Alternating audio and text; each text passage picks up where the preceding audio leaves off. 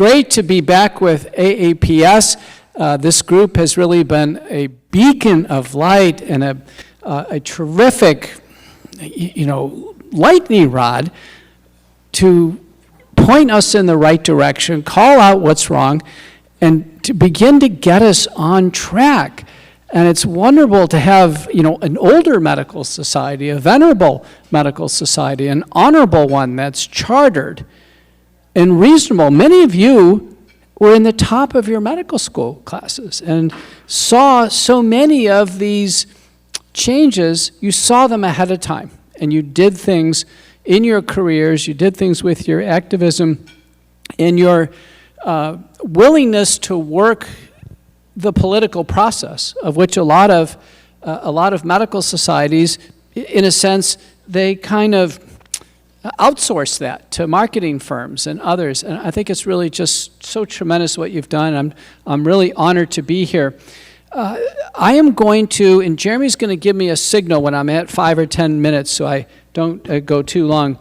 I am going to go through what I did at Chautauqua. I lectured at Chautauqua this summer. How many of you have been to Chautauqua? Spent a summer there? Oh, many have, so you know. So Chautauqua is the heart of liberalism. And the Roosevelts have lectured there, and Salman Rushdie was actually stabbed on stage there a few years ago in Chautauqua, and so I was invited to lecture at Chautauqua. And we were, in the morning, my wife and I went out, we were at a coffee stand getting coffee, and I met this kind of distinguished looking man, and we started talking, and just in general, he let me know he's a federal judge. I wasn't surprised. And my wife came around with the coffees, and he got to the point of like, well, why are you here? And my wife goes, well, my husband's going to give a lecture. And he said, well, what about? And then after about 2 more sentences, he looked at me, he said, you should lose your license. And I just couldn't believe the anger that shot into this man. I quickly, retorted back. I said, you shouldn't be behind the bench. Because, we can't take, Chautauqua is supposed to be about the exchange of ideas, not federal judges losing their marbles within 2 seconds of talking about what's a great controversy. And to be fair, we are in the midst of medical controversies. And we could have been in a medical controversy back in 1860, the first great cocaine epidemic. It was a tremendous time in medicine. Or we could have been deeply into smoking and all the tobacco lobbying. And boy, were physicians involved there. But there's no doubt about it, we are in the midst of what I term vaccine mania. So let's go through this and just get some historical underpinnings. 1860 to 1920, the merits of our cocaine. Virtually every medicinal product was made or derived out of cocaine or some type of opiate. And almost all the medical journal articles were self-experimentation. A doctor would administer cocaine and see how many flights of stairs he could go up and down. That'd be published in JAMA. Yeah. And this got deeper and deeper and deeper, and it was just essentially extolling the virtues of cocaine. And then it got into household products, Chianti wine, Coca-Cola. If you're shopping and you get a bit tired like I was today, you would just perk up by drinking a Coke because it had cocaine in it. Yeah, and that's how it was advertised. So the entire medical community, the entire country, and the same was going on with the UK, they became hooked on cocaine, deeply hooked on cocaine. Halsted, the father of modern surgery, who began to work with cocaine as an anesthetic, became a brutal cocaine addict. So did Sigmund Freud. Became a cocaine addict. Well, there's Coca-Cola.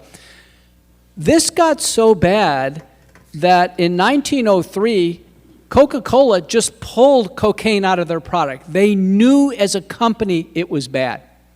The doctors weren't complaining about it. The nurses weren't complaining about it. The company knew things were going bad. Pemberton Wine withdrew cocaine out of Chianti wine. But this kept going and going and going. It finally got to 1913, and Woodrow Wilson, who didn't do a lot as president, he didn't say a word, by the way, through the Spanish flu, but he did on cocaine. And he passed the first legislation to say, listen, we got to get this out. We got to get this out of the hands of the doctors. This is going so badly. Now, in the reviews that I've read on this, in JAMA, there was only one paper published of concern about the addictive properties of cocaine. One. There was a few in British Medical Journal, a few in New England Journal of Medicine. That 99.9% of the papers were all positive. This is a good thing. It gives us energy. It revives us. It has good effects on the psyche. You can see for 60 years, doctors were on the wrong side of this argument, deeply on the wrong side of the argument, and there was great public harm. The journals were of no value. There was no fair balance in the journal. No concerns over safety. Then we move into what I called Smokefest. Smokefest. We don't know in 1920 what percent of the population smoked. We really don't. But if you study old films, remember those old like Charlie Chaplin films where the figures are kind of jerking around? It's thought to be about 80% of adults. For sure in 1970, we had very good data. It was 50% of adults. 50%, 1970. Most of you are around in 1970. The current point prevalence of smoking is about 17%. Now, what happened during this incredible time of cigarette smoking was extraordinary. This became the norm, is to have the medical community become the advertising vehicle for the companies. So Philip Morris, RJR, American Tobacco Company, they all had physician and nurse marketing campaigns. They came by, they detailed the doctors in the offices. The doctors handed out cigarettes to their patients. They even did a big physician survey, over 100,000 physicians, about, what was the best cigarette, which one has the least throat discomfort, smoking cigarettes. And this just kept going and going and going. Very few papers at all with any concern on this. In fact, our doctors were studying this as a good thing. A good thing. Which cigarette does your doctor smoke? And you can see the embrace of the medical community with tobacco. It was extraordinary until these two heroes came along. Austin Bradford Hill and Richard Dahl. Austin Bradford Hill is the epidemiologist. Richard Dahl is the medical doctor. They're in the UK. And they present to the Medical Research Council around 1950 a cross-sectional study that showed an association between smoking and lung cancer. Medical Research Council, no, this can't be the case. No, you must be wrong. You need more evidence. You need more evidence. Boy, haven't we heard that, huh? Yeah, we need more evidence. Dr. McCullough, you don't have enough evidence on these vaccines. How many times have I heard that? Not enough evidence. So Austin Bradford Hill and Richard Dahl do the physicians smoking study. So they study physicians in the UK over the next 3 years, 1954, and they come back with their report, and the report is 50% of the deaths were attributable to smoking in a really well-done prospective cohort study. It was clear. No, that can't be so. It's not true. Now, Bradford Hill gets tuberculosis, so he's kind of out. Now they're after Richard Dahl. The tobacco lobby smears him. He's discredited. He's a charlatan. The theme is so clear here. The all-powerful tobacco industry said, take this guy out. That's what they tried to do. Luther Terry, Surgeon General, now we're at 1964, compiles all the evidence. The evidence continues to pour in about the harms of smoking. He has to call the chiefs of medicine to Washington to review the Surgeon General report on smoking and all the harms of smoking. The doctors were smoking when he's reviewing the harms of smoking. You're laughing, but you can see the analogy of what we're building up to. We have still not had the call in Washington to bring all the doctors in, who are the chiefs of medicine, and review this vaccine debacle. We're not even up to this point yet, okay? This is 14 years after the British study. That's how far it went. And you think after the Surgeon General, and we should have a Surgeon General who is a leader, who's an independent thinker, and who better have medical authority. And it's not a dropout of a surgical residency program for any of you who have any influence, okay? This guy had guts, and that's what we need. Do you know it was 14 years after that, 1978, where the American Medical Association admitted the Surgeon General was right all along. And it came out that the AMA was taking money from the tobacco lobby. Think about the harm that went on decade after decade after decade. And they sheepishly come out in 1978, the AMA comes out with this harms of smoking campaign, where they, looks like we were wrong on that one. And it wasn't until the 1990s where we had the tobacco settlement. And you saw the battles of getting cigarette ads off of TV. Kind of sounds familiar, right? With what we're seeing on TV now with these vaccine ads. It took years. The point is, it wasn't quick. In the book by Mukherjee,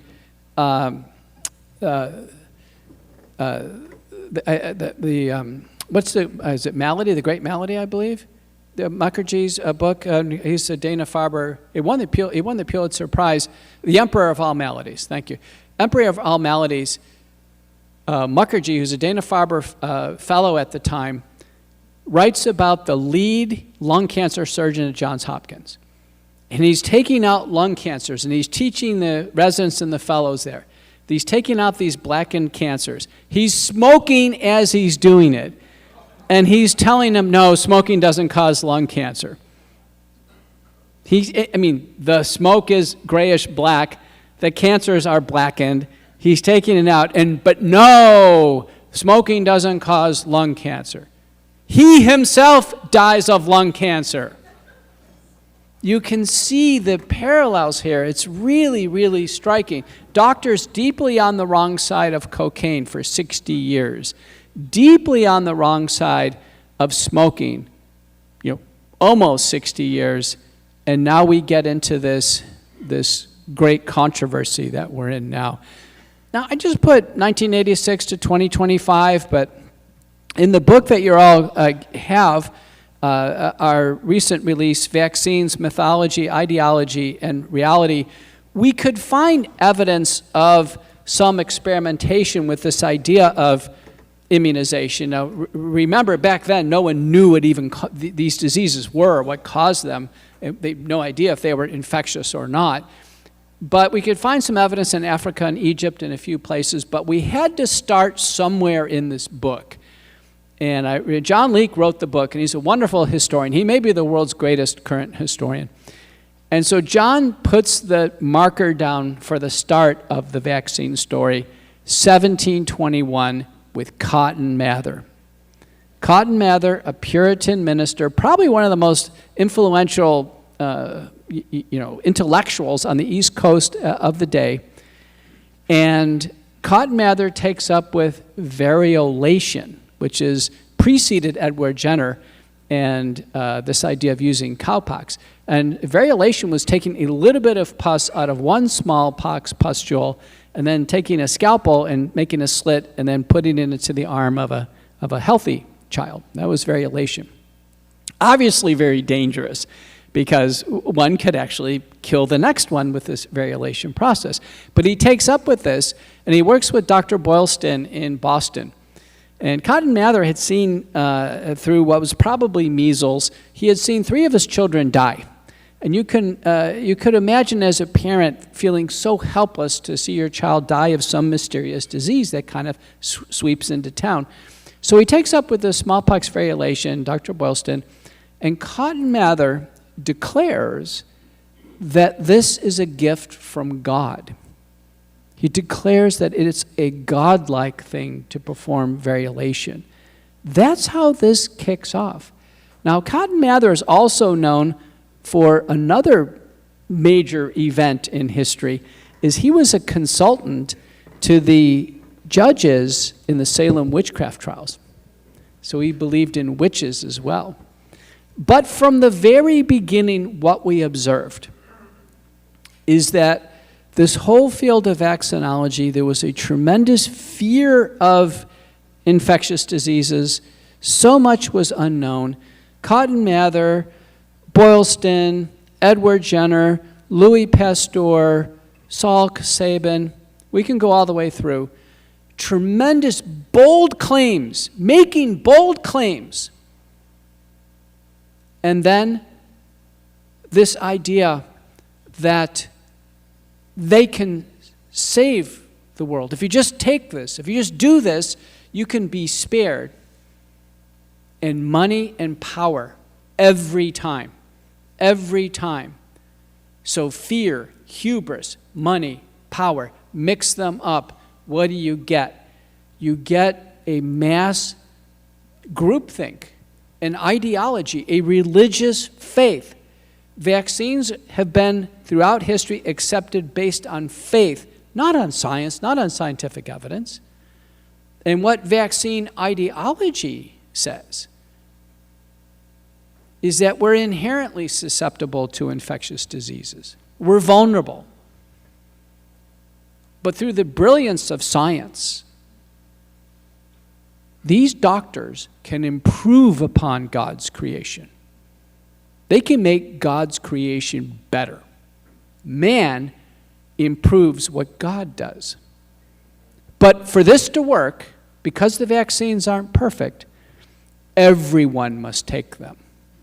Everyone. Without exception. That's vaccine ideology. And that's what we saw play out. Late 19th century, you didn't get your kids vaccinated for smallpox, parents, you go to jail in Boston or Toronto or London. You think it was bad that we lost our jobs because we didn't take a COVID shot? People spent jail time on this.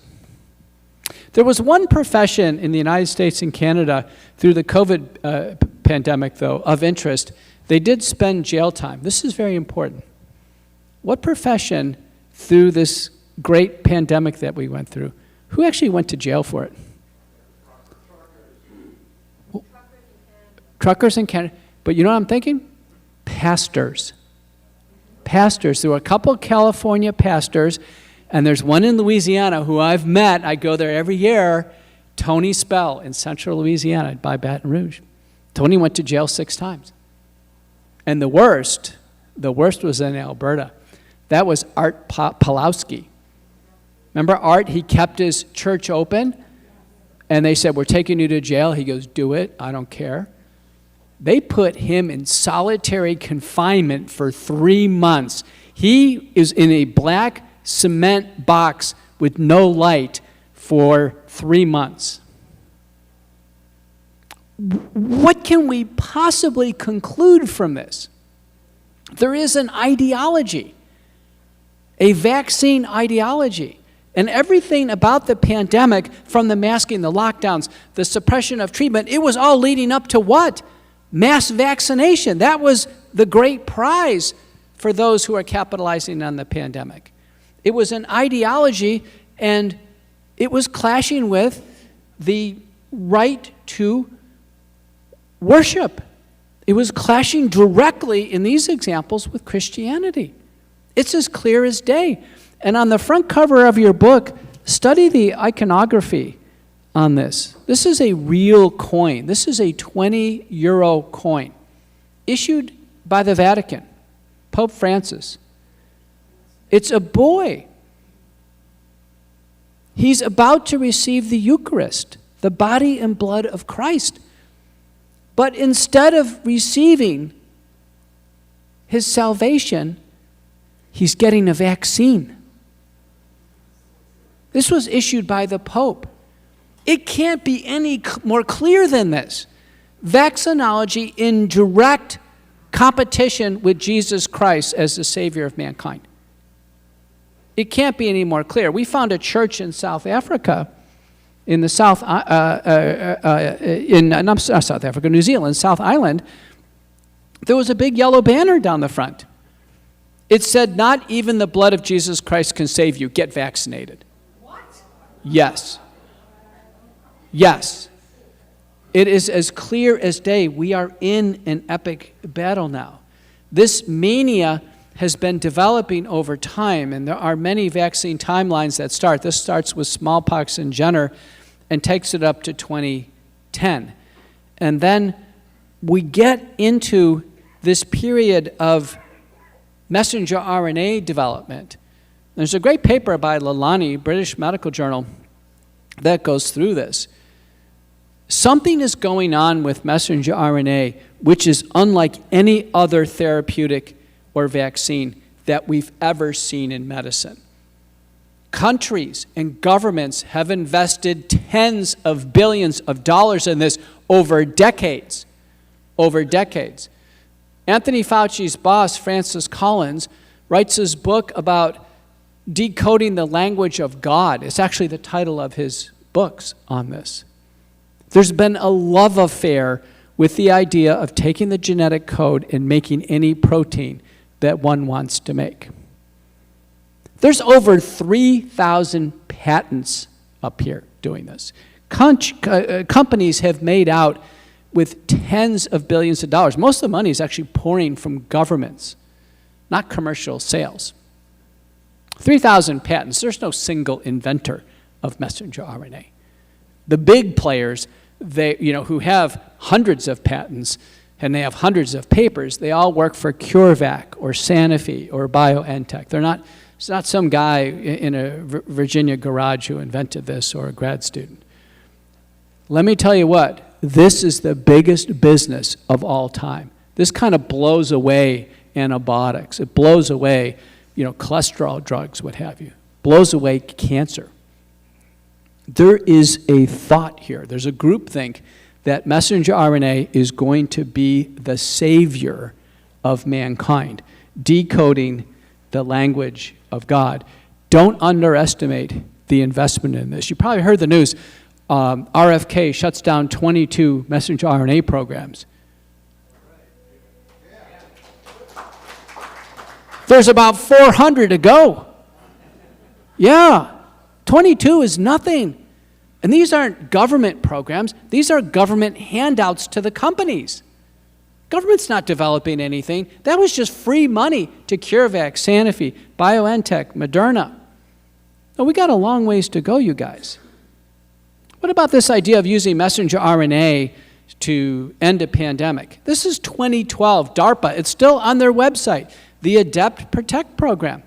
They say, we will use messenger RNA vaccines to stop a pandemic in 60 days. I'm embarrassed I didn't do my homework on this.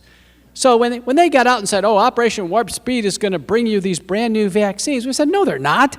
These vaccines, but this is a 12-year development program just on ending pandemics. Right? So Moderna, all their patents, these are years in advance. These aren't brand new vaccines. These have been, in development for a long period of time. So in our book, which just made the New York Times bestseller list, by the way, I think it's the first one in this genre that did it, and thank you. We divided up into the Great Prelude, which was smallpox vaccination, experimentation and development, the modern vaccination era, and then I think that's really, what's really eerie is this bioweapons era. And in 2003, there was actually the BioShield Act that was PEP. 2005, the PrEP Act.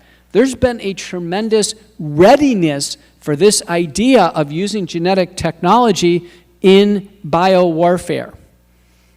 And so labs around the world that can develop a pathogen, the Biden administration called this pathogens of dual purpose potential, meaning you can get the whole world sick, but you could also create a vaccine or a therapeutic to counteract it. It's kind of called dual purpose research. But the idea is whoever holds the threat and who holds the answer holds power. This is replaced holding a nuclear bomb and an anti-aircraft. It's just a different form of weaponization. That's what's going on here. That's the reason why you hear the word biolab. We have like 14 of these BSL-4 labs in the United States. There's hundreds of leaks. This is in a paper by Blacksell. They chronicle this. There's a big one at UTMB in Galveston for us Texas folks. I mean, this is now completely off the rails. And we chronicle this in our book. For clinical use, you've seen this tremendous run-up in the number of vaccine doses that are administered and this tension that's building in our country. And it's only going to get more tense, right? You can already feel it now. And parents, young parents now, are going to make some really, really big decisions. All of us are getting texts all the time. When I was a kid, autism was estimated to be 1 in 10,000. Right now it's estimated to be 1 in 31. That means 3.2% of kids having autism. Some states where there's no opportunity to escape this, like California, the rates of autism are over 5%. Of those with autism, 27% of those with autism have profound autism. Means deeply depressed IQ, repetitive head banging, self-injury, unable to communicate, unable to use the bathroom through age 9. Lifelong special needs.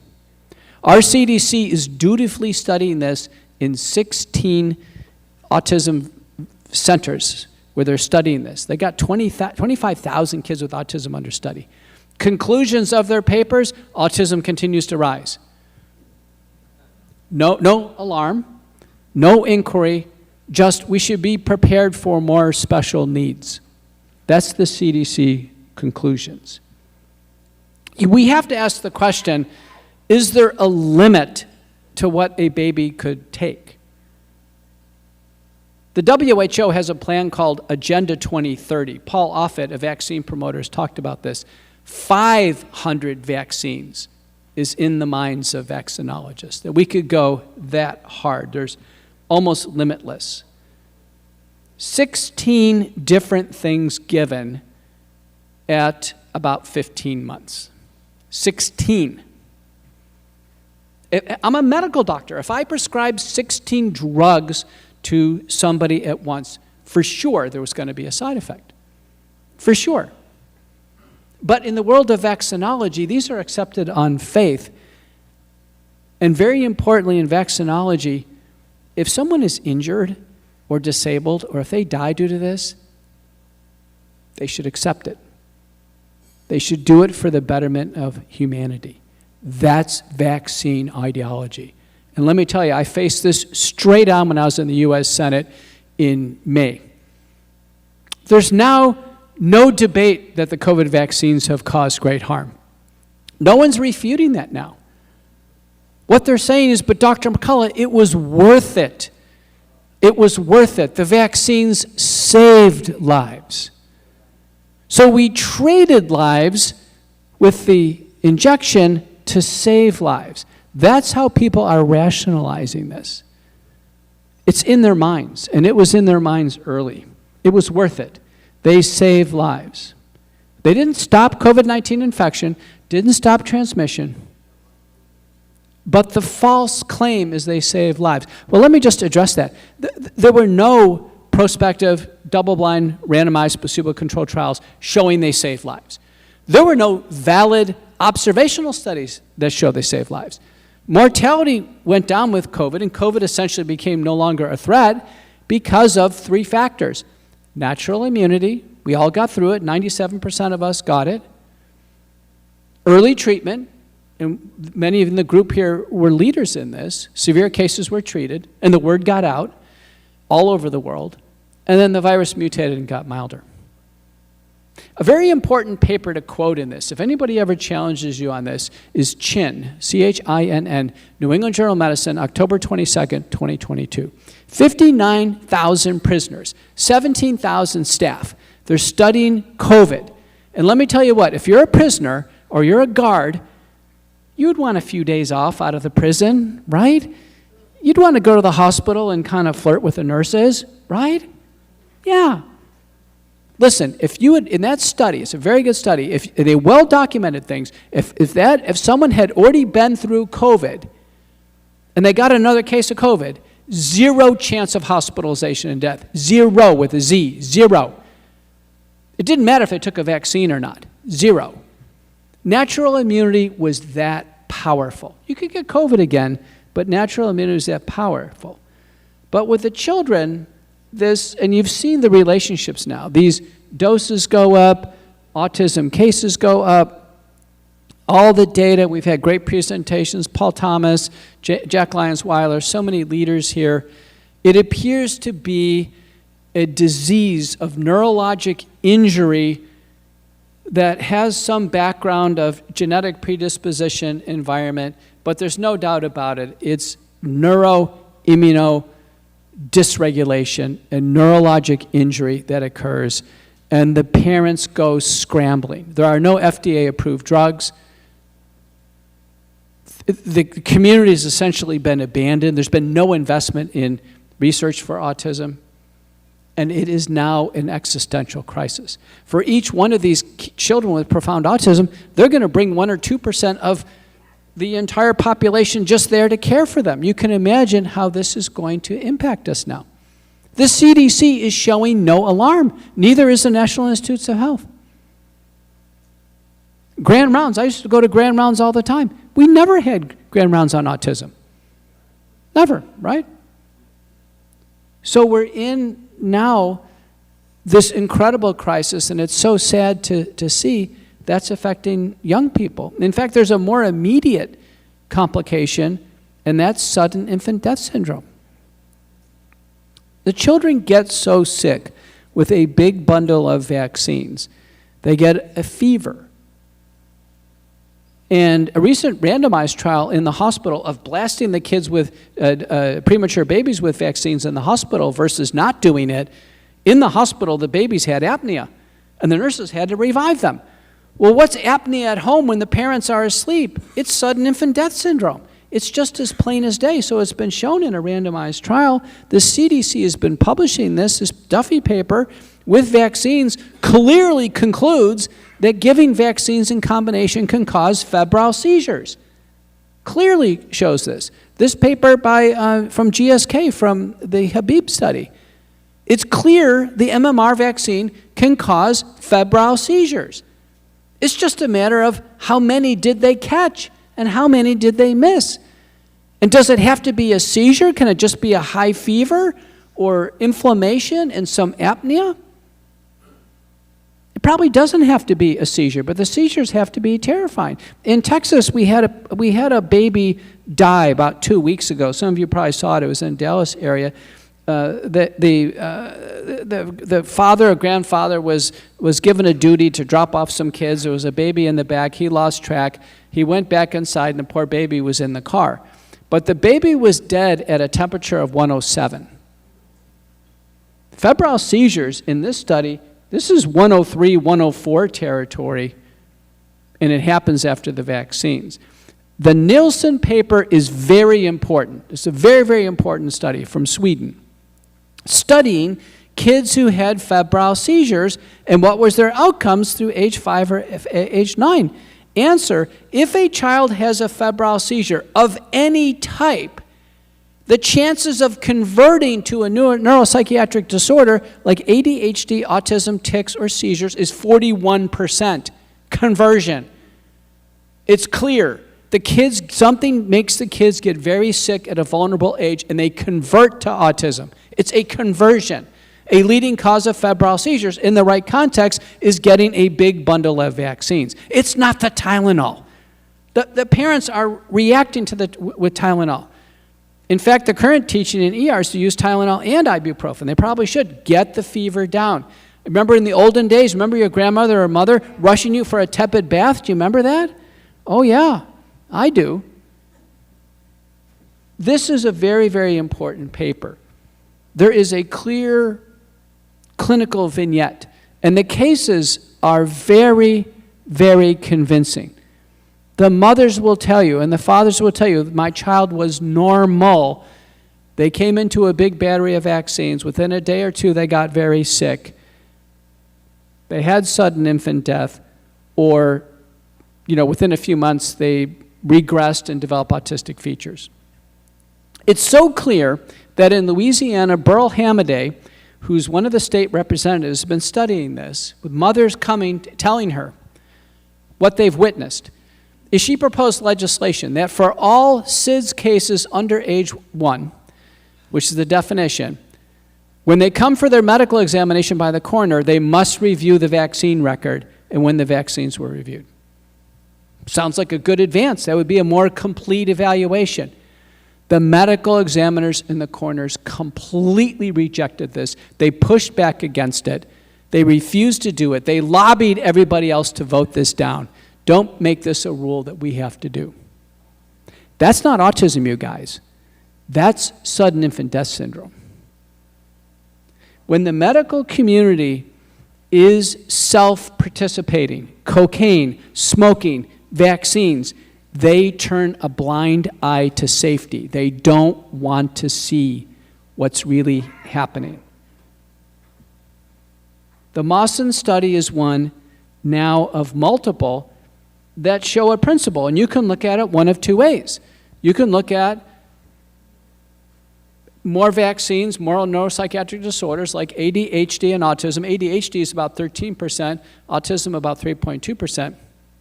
Or you can look at it the other way. In today's modern world of cleanliness and treatments and everything that we have, a healthy child born today is far healthier if they take no vaccines whatsoever. So far, that's a clean sweep. Every study shows that. Every study shows that. And even when vaccines are withdrawn, and it happens in our book, we highlight in Sweden, they didn't have a pertussis vaccine for 17 years. The country wasn't wiped out with pertussis. How many of you have ever tested for pertussis? A few. I mean, come on, we empirically treat all the time. And as was well shown, the mortality from all these illnesses went way, way down before the introduction of vaccines. Way down. Some of it's just sanitation, hygiene, treatment. Erysipelas went down. Scarlet fever went down. Come on, there's no vaccines for those, right? Remember we used to have tuberculosis sanitariums? Remember those? Gone. Why are they gone? Because we have testing and we have treatment and we handled the problem. No vaccine for tuberculosis here. Vaccines have been given credit for all of this. And in fact, the CDC published a papers, and there's also one from the WHO in Lancet.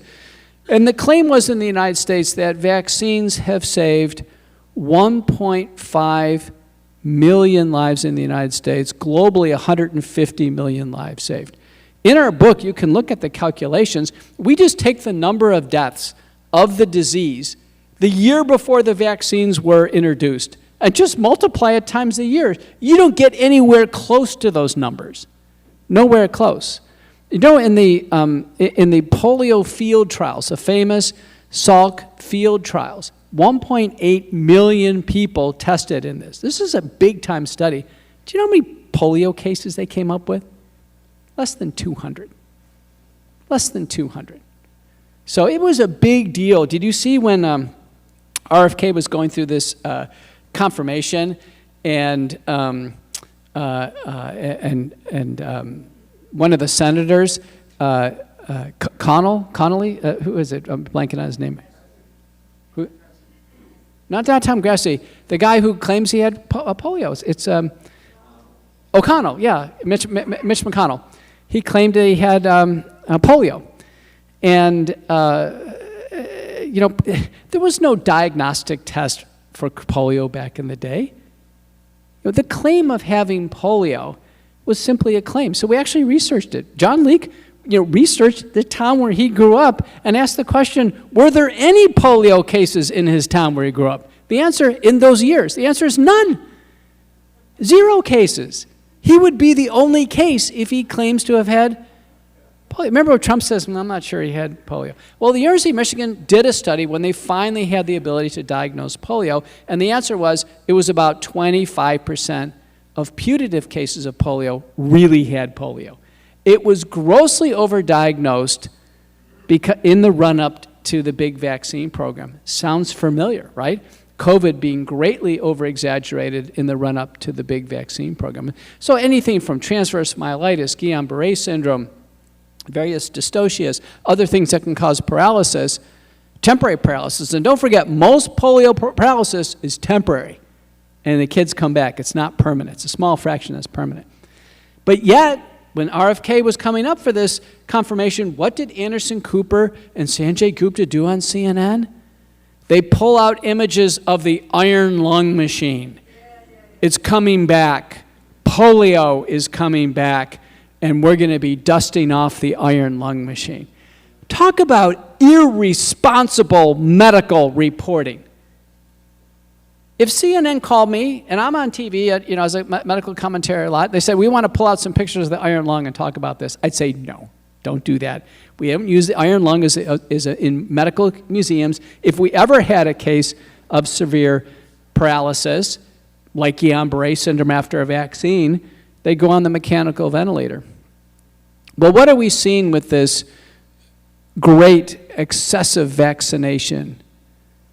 SIDS, neuropsychiatric diseases, food allergies, allergic diseases, and this, autism. Neurodevelopmental disorders, and a consequence of them, and that is transgenderism. Think about this. Many of you have kids. Would any normal kid want to change their gender and go through this? Any normal kid? Never. Never. The vast majority of transgender individuals have autism. That's it. That's the reason why transgender has come out of nowhere and is sweeping. Just like autism is sweeping us. The two are linked. It's a very, very important linkage. Look at these books here. It's clear. This is all set up for the autistic child to take this gender journey. The counselors are taught this. The kids with autism, bless their hearts, sometimes they have tremendous intellectual capabilities, some don't. The repetitive behaviors, hyperacusis, can't look you in the eye. Are any of you watching the series The Chosen? Any of you watching that? How do they portray Matthew? As autistic. It's kind of interesting, isn't it?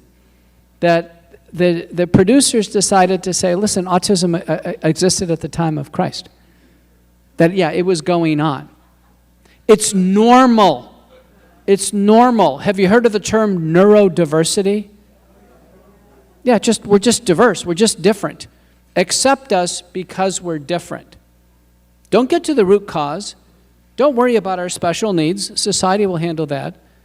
Just accept us. Do you know there's a paper in New England Journal of Medicine that is making the case that medical schools recruit young people with autism to go to medical school to enhance neurodiversity. And the claim is, well, they will be better in in understanding other autistic people or other neurodiverse people. Now the paper says, wait a minute, this is going to be rough, and it may take longer, and it's hard, and listen, medical school, as you know, it's not just about intellectual capacity. It's like, holding a retractor 8 hours through surgery in the middle of the night. It's dealing with tremendous sleep deficits. My son's a resident right now, and listen, they're taking him right up to that 80 hours. Now, some of you trained in the era that I counted, there's 168 hours in the week. I had some times, I trained at Parkland in Dallas and then University of Washington. I counted some times where I was at 120 hours in a week, right? So a lot of you are nodding your head. But it's still 80. Let me tell you, it's still 80 right now. And so someone who's completely socially adapted well, married, and has his life together, it's still a struggle to go through residency. Can you imagine if you're an autistic child, have had trouble with dating, not really lived outside the house before, had special needs in different ways, trying to go through that arduous journey? Having that be normalized. Neurodiversity. Well, it's clear autistic children are very high on the ostracism scale. They feel ostracized. They definitely have trouble with dating, for sure. They have gender ambiguity and are easily diagnosed with gender dysphoria, and now they're set up to enter this new transgender industry. And bless his heart, Ken Paxton and his wife at the time, Angela Paxton, saw this coming and said, listen, we talked to a lot of people, said, listen, we've got to stop this in the youth. We've got to stop this. So we had a ban in Texas. Now the ACLU, which was absent during COVID, couldn't care if someone had their rights stripped away from them based on a vaccine. Suddenly the ACU comes out of the woodwork, and now they want to push for neurodiversity, that we have to push for their health care. They can't be stripped of their rights to be transgender. And they are nearly overturn our ban. And Paxton's office reaches out to me and they said, listen, Dr. McCullough, we can't find a single doctor of public standing in the public eye who will go against this transgender thing. I said, you found one now. So I dropped everything and I produced a killer report for the AG and showed beyond a shadow of a doubt that transgender medicine is sterilizing, disfiguring, increases the burden of psychiatric care, and increases homicide, suicide, and death from other causes. It's a clean sweep across the board. It's bad medicine, period. It's bad medicine. What doctor with any semblance of clinical judgment, ethics, morals, would ever participate in this? Or what nurse or technician or administrator? You know Harvard has a division of transgender medicine? Do you know the doctors at UT Southwestern, my alma mater, felt so compelled to do this to children that they violated Paxton's ban? And now he's having to sue 41 doctors and a growing list. They feel compelled that they need to prescribe these. Do you know a single dose of Lupron in a prepubertal child permanently impairs their intellectual development? You know, Elon Musk's, his son was seduced down this pathway. He took an injection. I texted him. I said, listen, he could be permanently impaired. One shot of Lupron. Lupron in a prepubertal child is a tragedy. They mentally don't develop. You need the surge of the sex hormones for the mind to develop. Don't forget, to be a man or a woman, a lot of it's up here as well. And so one of the best people out there right now is Miriam Grossman, who's probably one of the best child psychologists, and she's published the book Lost in Transnation. And she said gender affirmation is actually a good thing. We should encourage that. You have a little girl, and she sees mommy, she's going to grow up and be a pretty mommy. Just like her mom, she's going to be a girl, and she's going to be feminine, and a little boy is going to be like his masculine father. And we should affirm gender when they're young, and not let them get into school and get confused. But I don't think you have to worry. Normal kids are not going to get confused, but kids on the spectrum are susceptible. And that's what we're seeing here. So Trump came in, and he didn't ban transgender medicine, but he's pulled the funding for it. That's helpful. And then, the Tennessee ban went all the way up to the Supreme Court.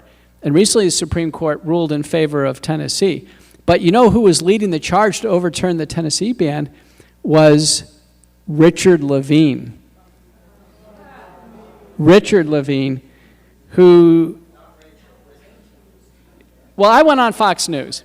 And I was, at the end of a long day, I'd seen a ton of patients, and I was, there's all this negotiation of what the points are going to be, and the producers, and the makeup team, and everything else. And I get on Fox News, and I have Janine Pirro, who I kind of know she's a little fire plug. And I said, you know what? I'm tired of this.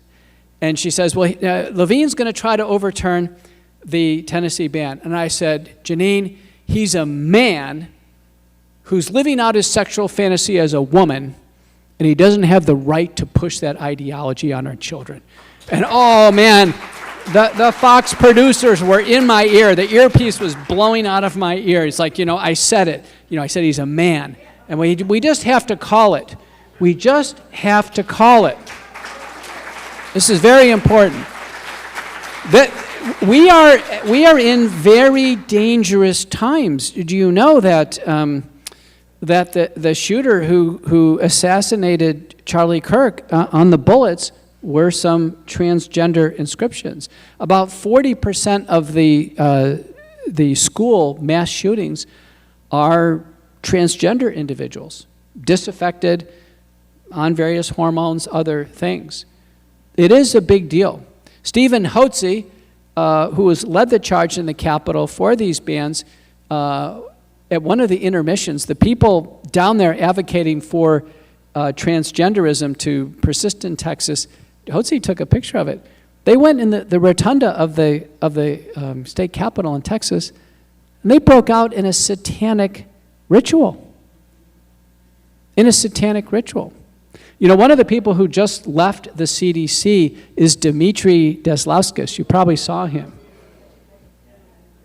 He was the guy making decisions over your grandchildren's vaccines, and he's covered with satanic tattoos and holding another man in a dog collar, openly LGBT, gay, bisexual, satanic. You can't make this up. But the one thing that is clear is you can be extraordinarily proud of where you've stood as an organization on vaccines. You saw this coming, and this is in the year 2000, St. Louis, Missouri. This resolution, how many here in this room were at that resolution? Thank you. God bless you. You saw it coming. You saw it was too much. None of us are against vaccines. The vast majority of us have taken plenty of vaccines. Those of you in the military have taken more vaccines. You've traveled. But it's simply too much. It's gone too far. It's an unscientific ideology. It's grossly unsafe. The entire vaccine community is not showing any concerns over safety of any type. And then they went absolutely berserk when this happened. Joe Ladapo says, listen, they're not taking away the vaccines. They're just saying there's not going to be any school requirements. And, Dr. Drew, who's with us at the Wellness Company, adroitly looked up, there's 88 countries that have no formal recommendations or requirements for vaccines in school. 88 countries. So Florida's not going to be alone. But this made the vaccine industry go berserk. And Scott Gottlieb went on CNBC. He's on the board of Pfizer, and he just said it. He said, this could basically undo the entire enterprise. And he used the word enterprise. It's like he got it. It's a biopharmaceutical complex.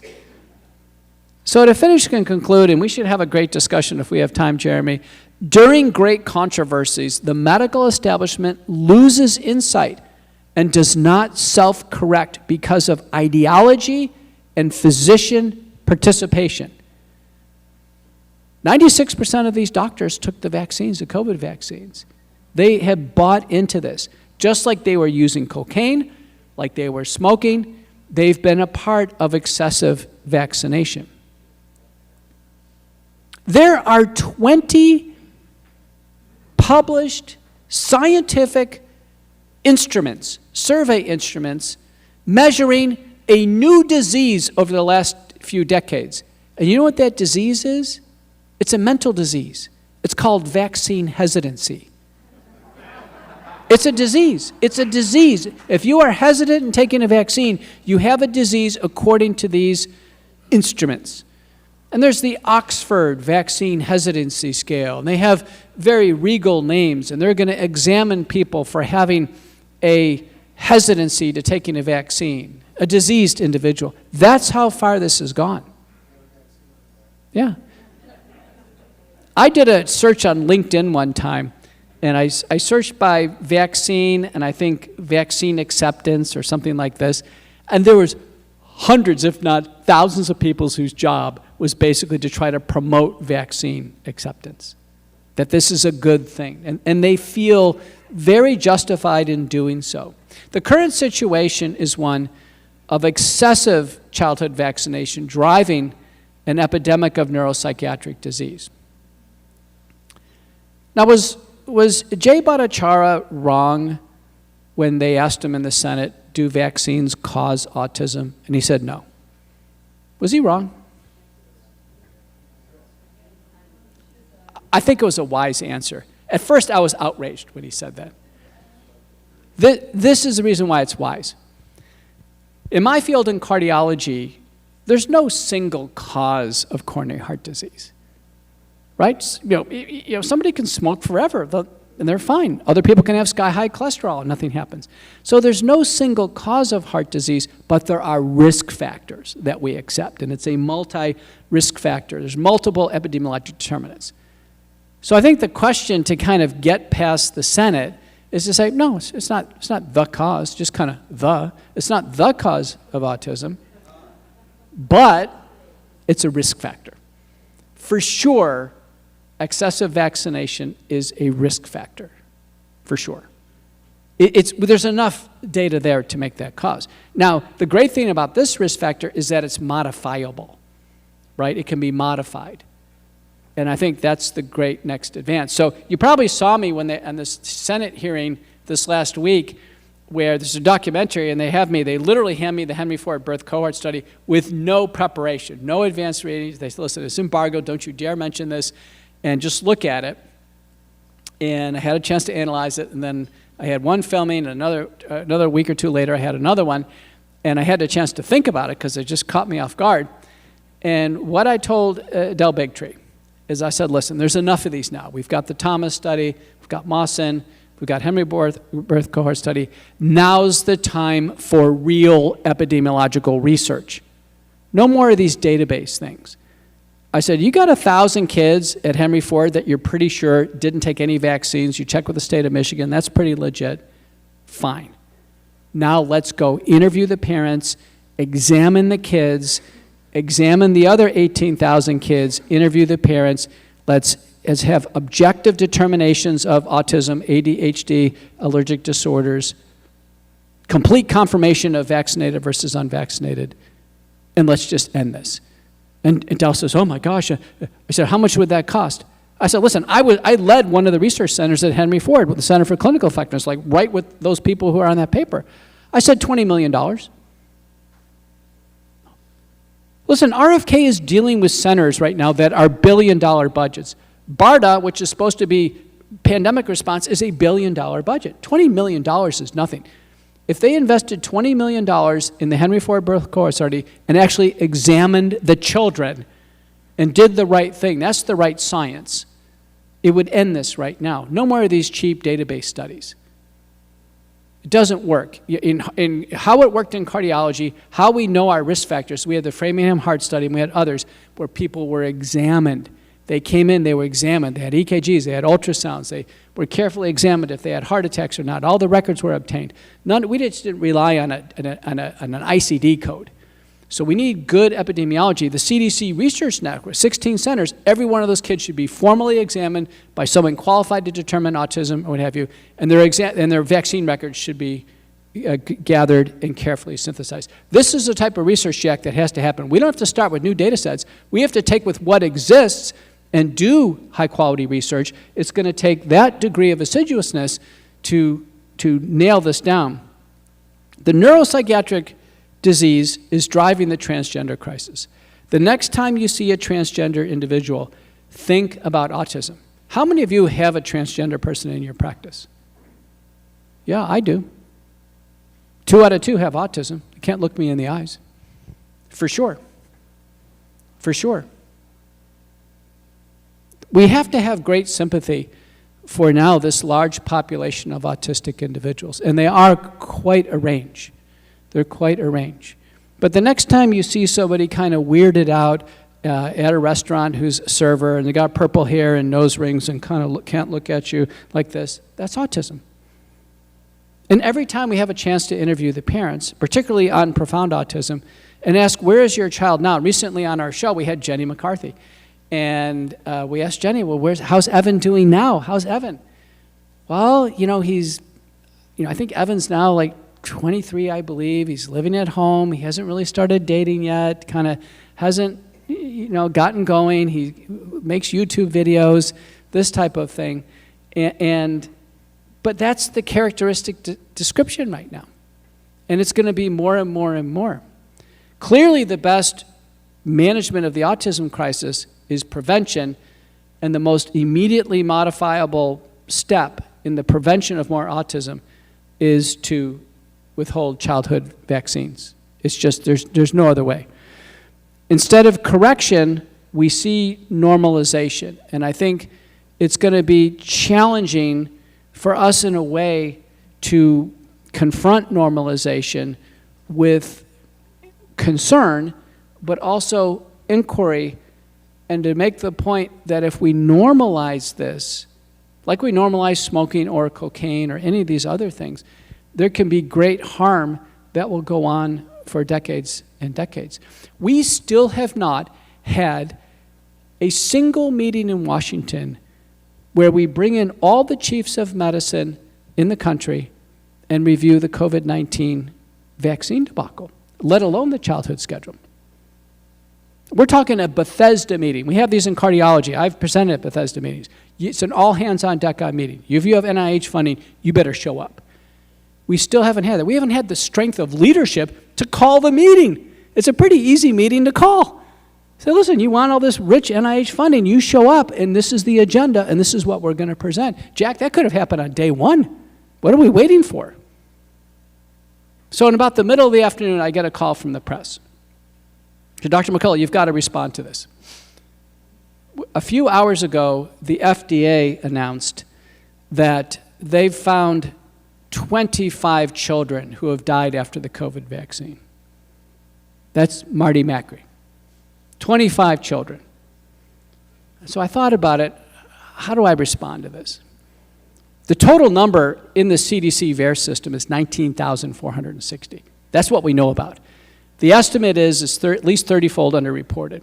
That puts us at 560,000. That there's this kind of, it almost seemed like kind of a concession. Sometimes if you give a little bit, maybe that takes the heat off. And so how I responded was this.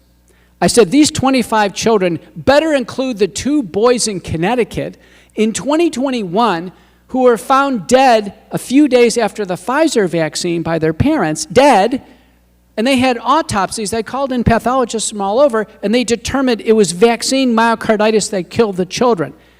It better include those 2 kids. And in fact, those 2 kids in 2021 should have been an immediate call to remove all of these off the market. Review of deaths 5 years later, and this was the conclusion. Review of deaths 5 years later with autopsy proving cases in 2021, review 5 years later is indicative of a government cover-up of a safety debacle. And that's what they got out of me on the press. So we all have to be engaged, be, I think, assertive, actually, sometimes even more than assertive, because it's going to be our group that may have to work the rest of our careers to get this leaning ship to start to become upright. Now, the beauty with Richard Dahl is he lived long enough to be vindicated. Richard Dahl lived long enough. Most of the other heroes don't. And the paper I want to quote on this was from Conrad Keating, the middle one. Smoking Kills, The Revolutionary Life of Richard Dahl, Oxford Books. He lived long enough. He lived to age 93 for him to be proven right. So your goal is to live long enough to prove that you are right. Many of you have been on the vaccine autism controversy for decades now. You have to live long enough to be vindicated. Those of us who have kind of awoken through the COVID-19 vaccine debacle, we have to live long enough to be vindicated. Because sadly, in these great controversies, generations of doctors literally have to die out and new ones grow up to realize the great harms that occurred. Now, I'm Dr. Peter McCullough. Thank you so much for having me. It's been a great hour. Thank you.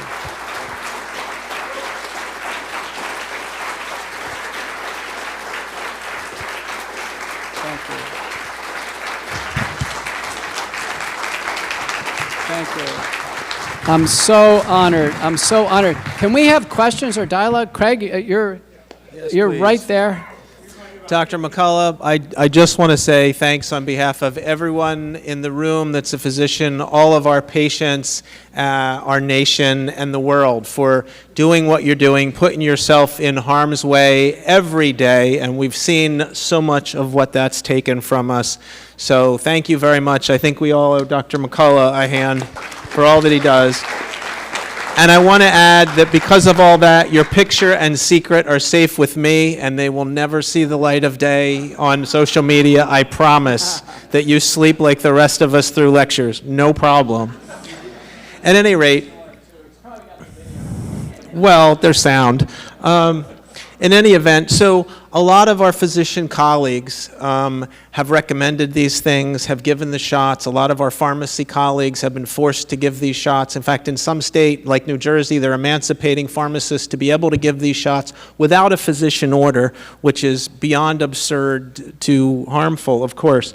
So a lot of the physicians and pharmacists just can't get themselves to realize what they've done because, I mean, if they did it to their kids, to their family, to their trusted patients, even to themselves, is it reaction formation to avoid self-blame and adverse emotions that perhaps they can't even recognize it? And how do we overcome that, in your opinion?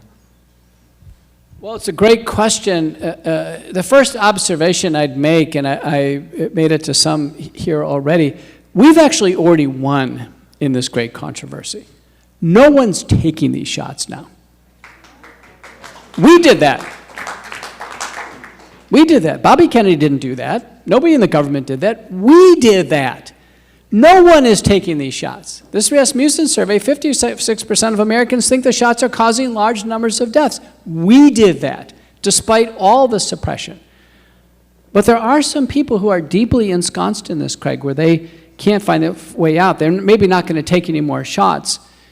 And I think some of it is just, they can't get their minds around this idea, particularly doctors, that the vast majority of doctors thought this was good, but in fact were wrong. They can't. My son's a doctor. He cannot come to grips with this, that everybody around him thinks these are perfectly fine.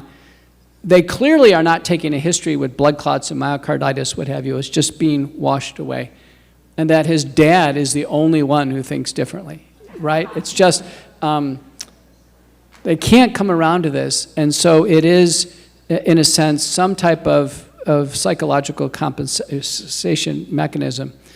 The classic example of projection, though, is actually with the childhood vaccines. And this case of projection is in writing. So those of you who like psychology, and it's Peter Hotez. You know, my disheveled colleague down in Texas. He writes a book. He has a child with autism. And he writes a book, and the title of his book is The MMR Vaccine Did Not Cause Rachel's Autism. That's classic projection. He believes just the opposite. He's trying to psychologically, reaction formation, thank you, that he is simply trying to compensate for what he knows to be the case. Great question.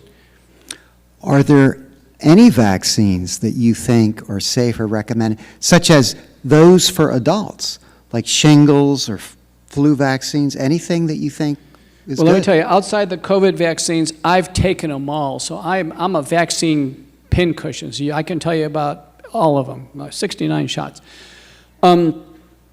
Looking at all of them, though, critically, in terms of reviewing it, and our book does this, we just lay it out. If you look at the risks and the putative theoretical benefits, remember, a benefit of vaccine is only theoretical. The risks are real. If you get paralyzed, that's real. Whether or not you benefit, that's only theoretical. So, for instance, you could take a polio vaccine, never come in contact with polio. You didn't benefit from that. You benefited from not coming in contact with polio. You know, right. Better water and sanitation, what have you. We haven't had polio, wild polio in the Western Hemisphere in a long time. So, another book that I think Dr. Thomas put up on the board, I just read on the way here, is Gavin de Becker's book. Anybody know Gavin de Becker? Gift of Fear. Yes. No, he wrote Gift of Fear, but his new one is actually called Brain Damage. And Gavin says, listen, why don't we just call it brain damage? That's what it is. Because, right. you know, this autism is wait a minute, what's autism? Right.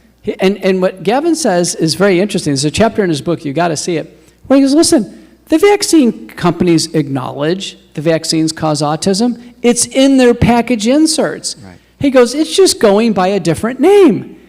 So some vaccines call it neurological development delay. Others call it encephalitis. Well, it kind of looks like a post-encephalitic picture. And there's just a bunch of euphemisms or different terms that really connotate autism. So that's what Gavin says. And of course, if you go down that list, you know, everything's there. Everything's there. So I got asked today from a trusted colleague. So listen, my child's got a strong family history of autism.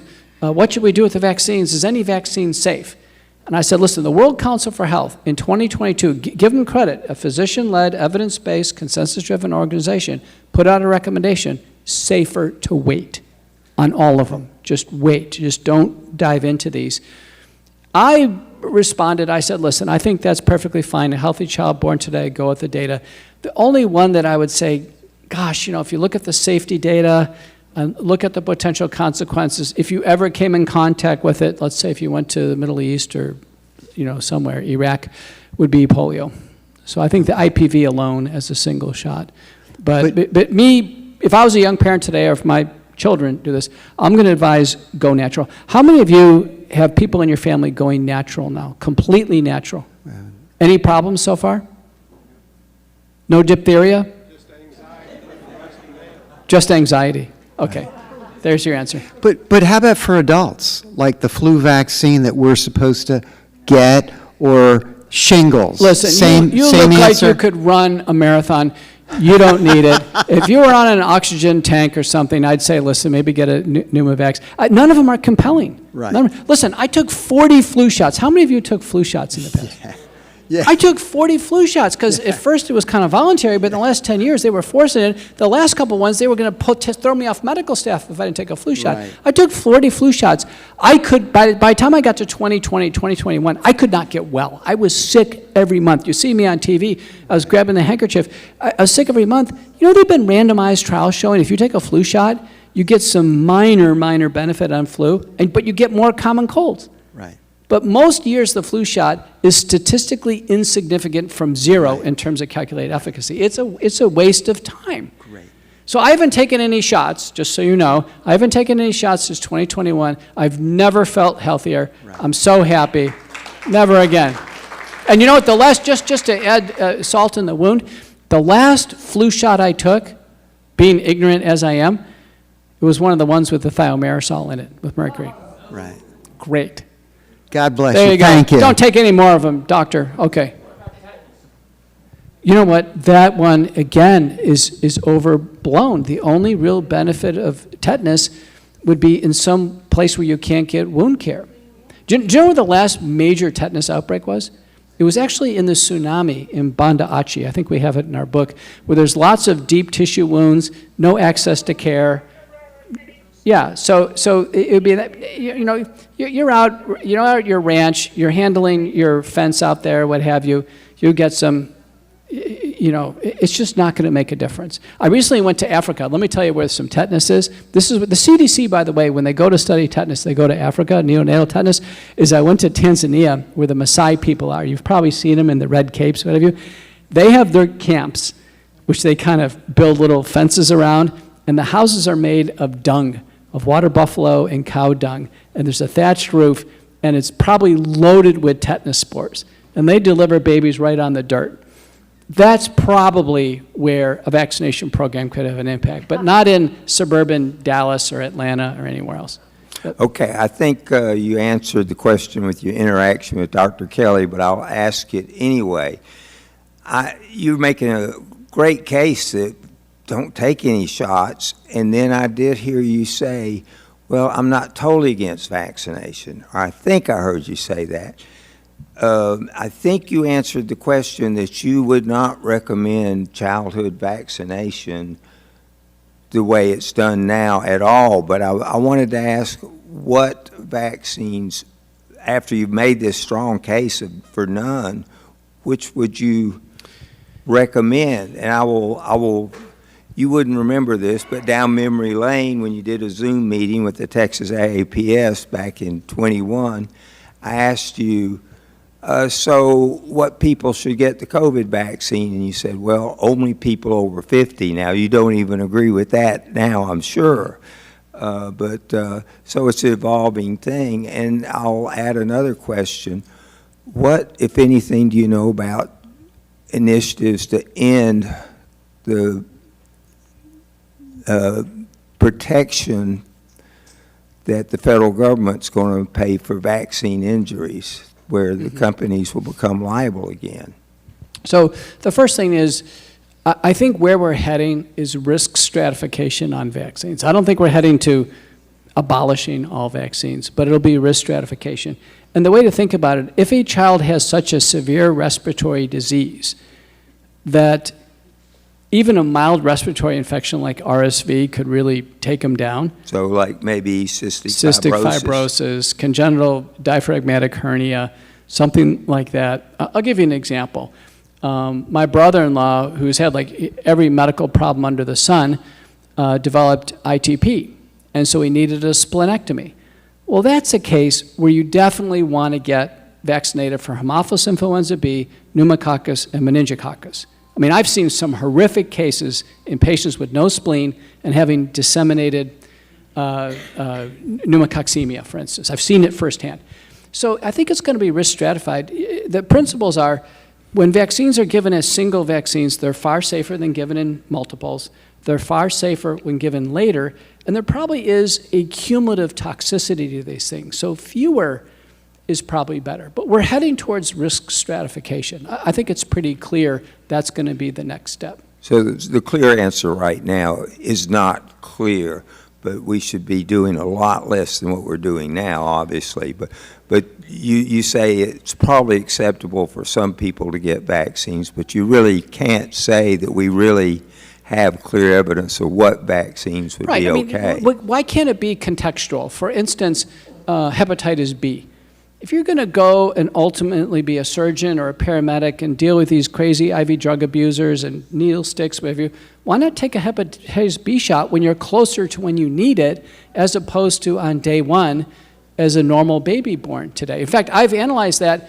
children who take the hepatitis B on the childhood schedule, when they really need protection later on, they don't have it. It's faded, yeah. Do you see what I mean? So it's given at the wrong time. So it's really clinical judgment. There's just no justification for these blanket guidelines anymore. Okay, you summarized it right there. Okay. Thank you. And, well, what about ending federal protections against manufacturer liability? What, if anything, can you comment about that? I'm all in favor of that, and maybe Jack or somebody who's closer to leadership can give us more insight. I'm all in favor of that.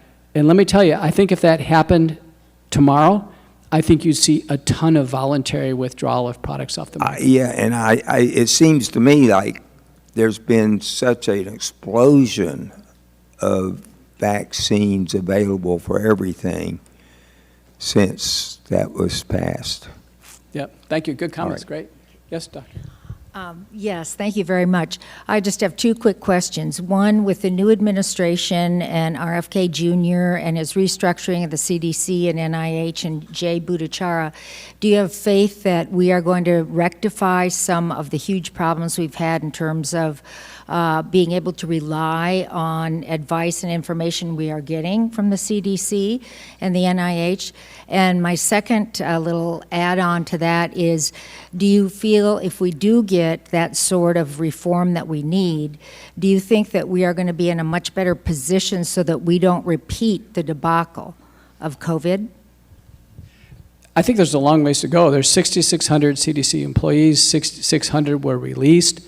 Remember, the CDC website is the truth index. The CDC website a few years ago had the zombie apocalypse training module on there about some type of epidemic turning people into zombies.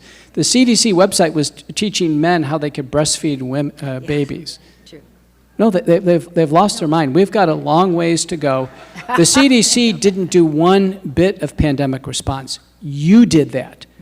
You did that. In any conversations we have with leadership, I say, listen, the government did not do pandemic response. The government will never do pandemic response. We do pandemic response. The CDC should be assisting us, nothing more than that. They should be assisting us. The people have said, well, there's been people on media saying, well, RFK is going to cost people lives. If our CDC goes away tomorrow, people are going to die. And it's just, no, they're not treating a single patient. We're pandemic response. So I think we have a long ways to go. I mean, I'm hopeful. Oh, good. Jack may be hopeful. Yeah. Thank you very much. Thank you. So Peter, I have to congratulate you. Your presentations are always exactly right in time. Exactly right on time. So first of all, the 25, I'm not defending anything. I just want to let you know the 25 kids who were killed by the vaccine was in the context of a single cohort study. So if you take that cohort study and extrapolate it, then the numbers are larger. Okay, so it's not that they're saying there were only 25. I initially misread that the same way. I want to point out that, and remind everyone and ask you about the fact that the CDC, HHS, not the CDC, sorry, HHS Director, Secretary Kennedy, actually answered, I don't know, to the question of how many lives the vaccine saved, right? And how many lives were taken by the vaccine. And remember that we have a new ACIP, a newly established, newly minted ACIP. The other seats are filled now. I think there's one remaining. And they're taking on some of these vaccines, the childhood vaccines. I would imagine if you play the film forward of your challenge, let's have that Bethesda meeting, that an ethical organization like AAPS could be involved in making that happen. And I think it's a fantastic idea. I think it's a timely idea. I think an open letter, a petition of some kind, saying it's time to do that in a systematic way. But I want to remind everyone, like you said, there might be risk stratification or something like that. We could actually see such a commission or a meeting come to the determination on childhood vaccinations. We don't know. Because I've read all the vaccine safety science in detail. I've seen the lies by the people presenting from the VSD. There is, and this is, think of an analogy where everyone's saying, should I buy this brand of car seat? When the manufacturer of the car seats, the people presenting the data on safety, are now under investigation by the Attorney General's office. We have a person who's been presenting data on vaccination during pregnancy, influenza, Tdap, and COVID that withheld data. That person's under investigation. That cannot lead to confidence. Some of the questions that are being asked, do you recommend any? Sometimes I don't know is the ethical thing to say, right? I mean, that's where we should be on some of this stuff. If the data are falsified, I put up a list of all of these ways to cheat vaccine science. I've said all vaccine studies contracted by CDC and conducted by CDC are fraud. So don't we kind of have to start over again and say, what do we really know? That's my question. I think Gil said it. It's going to come back to clinical judgment. And why wouldn't it come back to clinical judgment? You know, if you're going to go off on a missionary to Iraq and Iran where there are cases of polio, then the polio vaccine makes sense. If you're going to be here in suburban Washington where hasn't been any cases, you know, it doesn't make sense. You got a normal spleen, normal immune system, you're fine. If you're elderly and frail, it's a different story. So part of this, Jack, is fraud. And there's kind of two types of fraud. One fraud is basically deception, telling you something that simply isn't true. The vaccines are safe. The vaccines save millions of lives. They can't be true. And the other type of fraud is concealment. That is, it's a cover-up. Things are being concealed. We've seen both types of fraud, and it's been tremendously damaging. And you know what? All of us should keep the pedal on the metal and put pressure on our leaders in Washington. None of this cheerleading stuff. So when I came out of my Senate hearing, the press kind of, you know, were all over me as I walked out of the Senate hearing. And they said, Dr. McCullough, how do you think Trump is doing? And I said, B+. I want to see better. We should be doing that. Come on, he works for us, not vice versa. You know, this idea, you know, give him a decent grade. Sure, we can agree with a lot of things, but the bottom line is let's push for better. Same thing with RFK. Let's push for better. Why not? You know, you can see his weakness. You know, not delegating, he still doesn't have a single person of medical authority around him. And until that happens, when I mean medical authority, I mean someone who can make the call. Nobody around him has medical authority. When that happens, I think things the calculus will change, if it happens. Thank you, Dr. McCullough.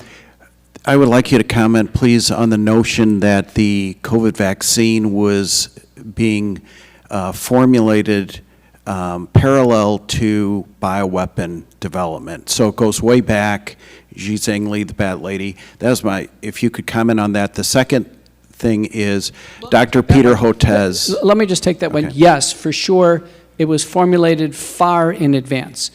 The best book is Peter Bregan's book, COVID-19 and the Global Predators. It was developed far in advance. There's a clear paper trail. Moderna was developing this long before this ever came out of the lab. It's a parallel, and the Biden administration has memorialized this. You know, in May of last year, they put out legislation. They said, we are making viruses in biolabs. We are making vaccines in parallel. That's what we're doing, and here's the legislation. Here's the rules to follow. So it's in the open. The second question is, Dr. Peter Hotez, is he really that ignorant, or what conflicts of interest may he have?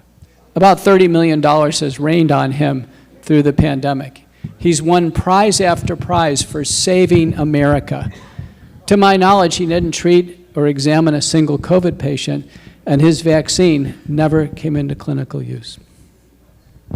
Well, I'd like to quote the Irish statesman Edmund Burke, who said that Americans augur misgovernment at a distance and snuff the approach of tyranny in every tainted breeze. We've stopped that. We can't trust the government ever. Government's never to be trusted. And my mother was a little bit of a vaccine hesitator because she worked for the GAO in World War II and saw all the lies that came through. So a couple of things that I think of is, you know, if we've been breathing air for, you know, however long, then if it's suddenly filled with smoke, a priori, that's not good. And another thing is, when is the child's immune system even mature enough to react to, even a decent vaccine, if there were one? I mean, you got colostrum, and so why it doesn't make any sense to vaccinate a baby. And secondly, I mean, I don't think this is ever going to be, nobody's ever going to do this study, but depending on the type of teeth and the depth of the teeth, you could be bitten by a rabid animal, and if you wash it with iodine quickly enough, you might not get rabies, So, I mean. But on that topic, can I see a show of hands? How many of you in the room are completely unvaccinated? You yourself didn't take a single shot. Ever? Any type of shot, any shot, completely unvaccinated. You have to thank your parents. This is very important. This is so critical. If some of you know Sherry Tenpenny, she's a real firecracker. And she goes, oh, Dr. McCullough, I'm so smart. I was ahead of you. I knew all this vaccine science ahead of you. I figured all this out. And I said, well, why don't you come on my show and Smarty Pants, and we'll go over this together. And then she goes, and I said, did you take any vaccines yourself? She goes, no, I didn't take any vaccines. My dad. I said, you had a giant head start. So when you were free of vaccines, my mom was taking me in, and I was getting pummeled with these things. There's a difference. When you're completely unvaccinated, you are on a different plane. Those of you who did not take the COVID shots, you can kind of sense you're on a different plane now. So anyhow, great comments. Okay, well, thank you very much. Really appreciate you, because courage is, it's the form of every virtue at the testing point.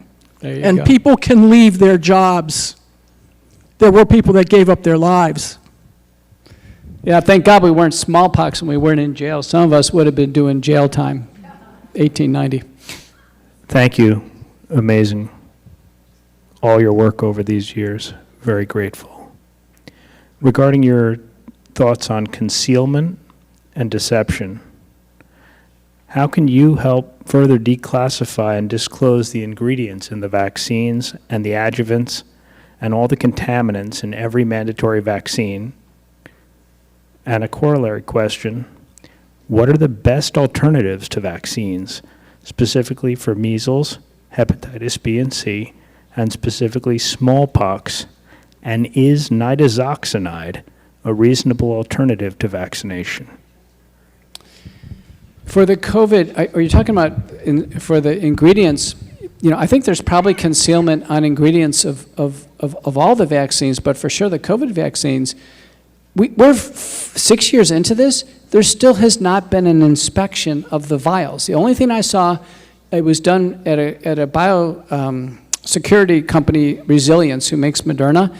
The FDA inspectors kind of physically looked for crud at the bottom of the vial. That's the only type of inspection. Nobody's popped the cap, done mass spec, done any type of analysis for messenger RNA concentration, for quality, purity, contaminants, nothing.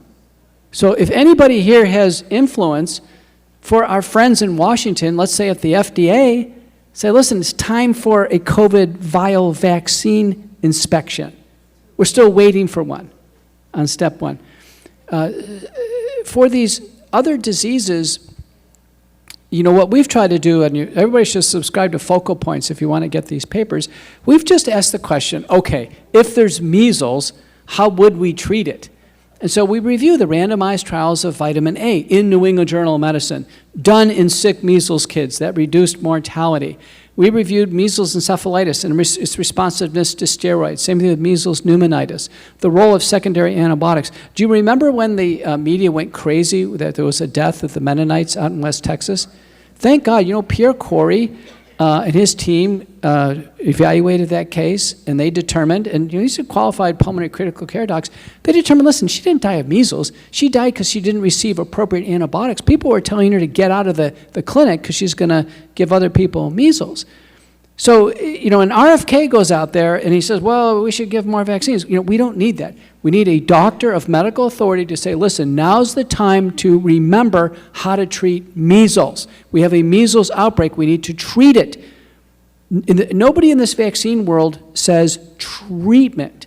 That's what happened with COVID. No one mentioned treatment. There is a treatment for measles. There's a treatment for chickenpox pneumonitis. And if people start backing down on vaccines, which they are going to, we will see cases. And it has to do with our adeptness to treating. But we should not have a single measles death now with decent treatment. Do you know, in 1964, best paper to quote on this by Miller, measles death in the UK, the year before the vaccines rolled out, the rate of measles death was 0.2 per thousand. That's the rate I quoted on the news. With modern ICU care, some steroids, some secondary antibiotics, it should be 0. Can you specifically address nitazoxanide as a possible treatment for measles, hepatitis B and C, and smallpox, since nitazoxanide has been noted to stop the replication of these viruses? Yeah, it's your favorite drug. He messages me a lot about nitazoxanide. But, you know, what we're learning is clearly certain drugs have antiviral properties. And if you can just take a little edge off the virus, and some of these actually are antiparasitic drugs, they could be, you know, others. You take a little edge off the organism, it's survivable, and entities become treatable. And I mentioned I recently went to Tanzania, which is a malaria endemic area. So I kind of inquired, like, what should we do? And most of it's chloroquine resistant. It's just assumed as chloroquine resistant. So I talked to some local people and some of the guides. I said, hey, you ever have malaria? Oh, yeah, I had it. I said, my mom had it. I said, really? Well, what happened? Oh, we've got a treatment here. He took me to the pharmacy. It's a 3-day course of 2 drugs. And just not he goes, malaria is not a big deal anymore. If you get it, you just treat it. Yeah, for when it's chloroquine sensitive. Now, I reviewed the literature, and it turns out it's kind of a mix in Tanzania, so I took hydroxy, you know, just because, you know, it doesn't bother me. But his point is there are valid treatments out there, so nitazoxanide, ivermectin, hydroxychloroquine. You know, there's another one that also is Nobel winning, and that's artemisinin. Any of the natural people here know about artemisinin? That's another one, yeah, that has this whole array of anti-infective properties. Yes, Doctor. Doxycycline is also very effective for doxycycline. I'm glad you mentioned that. Doxycycline, right. For resistant malaria. Excellent. One of my favorite drugs. Dr. McCullough, I made some observations. See if you can follow through my logic. We have a natural control group, which is the Amish children. Mm-hmm. They don't get any vaccinations. Second, we have Dr. Thomas' data, which shows chronic diseases are more common in the vaccinated versus unvaccinated. If you extrapolate that, if they're going from already with the chronic disease into the later days, why does it make sense to treat these frail children or adults with a vaccine challenge when we should be focused on improving their general health? Because that's what Beauchamp and Lou Pasteur debated on. Why aren't we focusing on improving the general health of the population? Well, listen, you bring up a great point. It's been said that the people who should take vaccines are the most frail and the most vulnerable. Well, it turns out those people are the most susceptible to really going down with a vaccine complication. That's the problem. And the group that really gets me going are the transplant groups. So there's been plenty of studies done in vaccines in transplant patients. They generate 0 immunologic response. It is a complete waste of time. And so all we're going to do is fire up the enemy of transplantation, and that's inflammation and rejection. And again, this is an example of the transplant doctors, as smart as they are, they've lost their minds on this. They can't think their way through this. If I was a transplant patient, I would take zero vaccines of anything, because it's going to mess up the transplant. Yeah, thank you very much, and it was a wonderful presentation. I also want to tonight talk about the process of vaccination, and there's 3 things that physicians should all be concerned about. Number 1, fitness for vaccination. Number 2 is informed consent, the risks, benefits, and alternative treatments to the vaccine. And the 3rd one is following up on all side effects. And what's happened is we've delegated this to pharmacists who just give the shot without thinking about these three things that it's our responsibility to take care of. On top of that, not keeping track. So I had some, during COVID, during this vaccine campaign, I had some patients that were kind of into vaccines. And this one couple from Highland Park, and they came in, Dr. McCullough, we got our vaccines. You know, they kind of waited it out at Fair Park. They got their vaccines. And they said, but we're going to Europe next. So we went back to CVS, and just for good measure, we got some more. So they weren't paying attention to the schedules. It's just more is better, and I guarantee no one cares as long as you're taking vaccines. They're not saying, wait a little bit. Do you know there were some cases of zealous vaccination in the hospital? So someone's sick with COVID, and they get a shot on top of that, okay? In Gavin DeBecker's book, he's got a section on this. Vaccinating a sick child really should be complete malpractice. I mean, because you're just asking for trouble. So somebody asked about, and thank you for your presentation, really fantastic.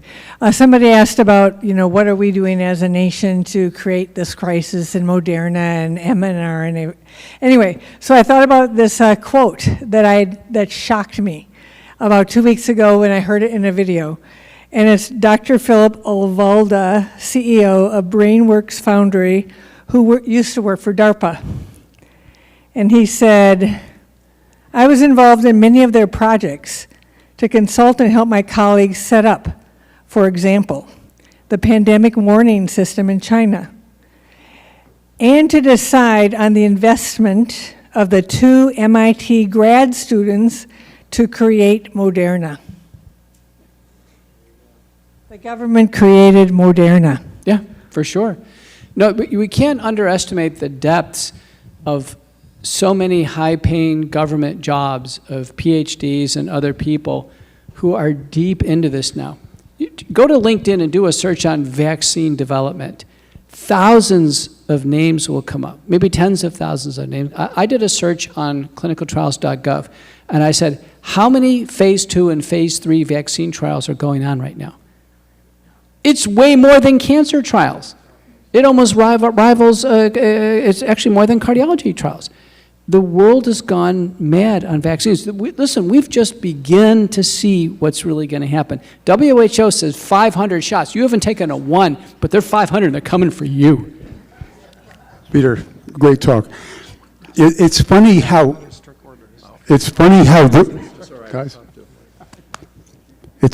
the rules of evidence-based medicine are suspended for vaccines. Yes. Right? RCTs are demanded for hydroxychloroquine, everything else, but vaccines get a free pass. They are accepted on faith. You cannot prove efficacy with a double-blind controlled study. All you can show is harm, and this is why they're never done. And as Dr. Thomas said earlier, the mortality risk from vaccines exceeds that from the disease they're supposed to prevent. So from a risk-benefit point of view, it makes no sense for anyone to get any vaccine. It's all about public health, which is Marxism. Well, it's true. If you do that analysis one by one, for sure in a healthy person, and I'm sure it's true across all disease states, the risks outweigh the benefits. I mean, it's rare. And I didn't think much about this, but I put it in my book. My brother is a business guy in Dallas, and he called me up one time. He goes, yeah, one of my colleagues, we were taking our annual flu shot. One of my colleagues ended up with this condition, Guillain-Barré syndrome, and he's paralyzed in bed on a ventilator, like for the rest of his life from a flu shot. How many of you have had test-positive influenza? How many of you? Okay, a few. I've never even taken a test for it. And yet I took 40 of these shots. One case of Guillain-Barré syndrome, one case is too many. One death is too many. If there's going to be vaccines on the market, our standard ought to be 0 serious side effects. I mean 0. It better be like nothing. So final comment, Peter Hotez, someone asked about him. He has the distinction of being the only scientist in the United States smaller than Tony Fauci. And, you know, he just kind of asks for it in terms of this kind of disheveled nature. And do you saw at a conference like this, he was in a conference like this, and a mother came up to him, and she said, my child is vaccine injured, and she wanted to tell him the story, and he said, you're a useful idiot. He looked right at that mother and said that. You can't make this up. That's how horrible it is. I'm Dr. Peter McCullough. Thank you so much for having me.